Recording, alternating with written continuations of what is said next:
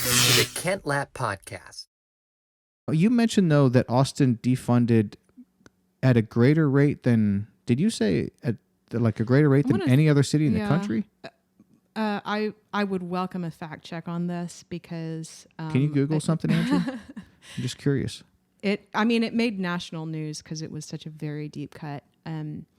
But again, I know a lot of cities took a variety of different types of action for reform. And I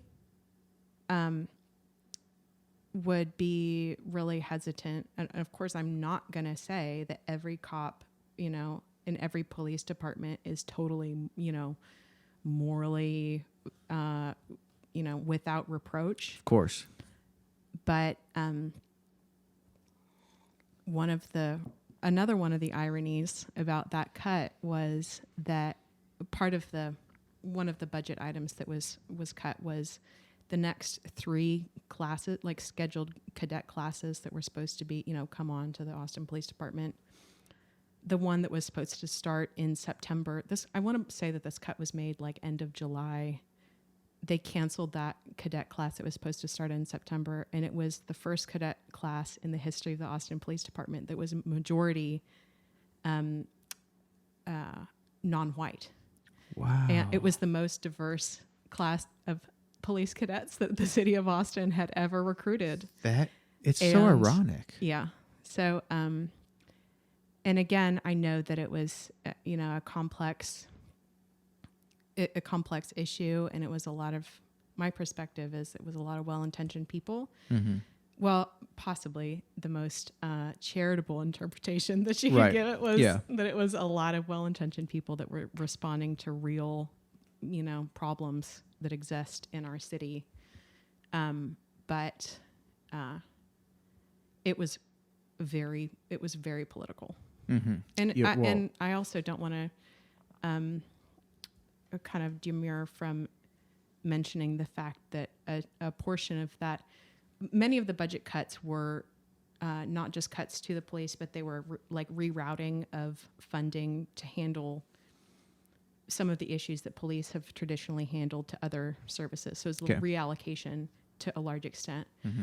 One of the areas to which some of those funds were reallocated was to abortion access. So that starts to hint that there's some kind of heavily politicized motives that are in place. Mm-hmm. This is not about issues of racial justice. This is about wanting to respond emotionally to very troubling issues. Yeah. So again, I don't know if you know this about me, but I have a master's in public policy from UT as well. Mm-hmm. And my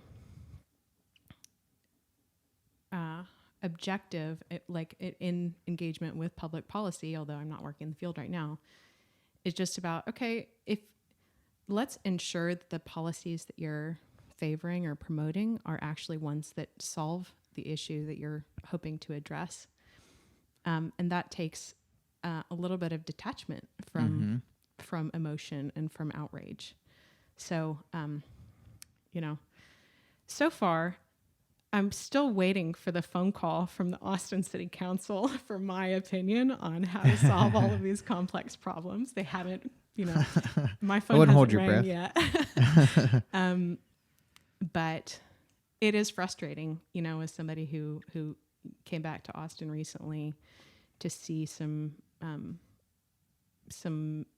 slightly ineffective policies being put into place that are going to affect our city.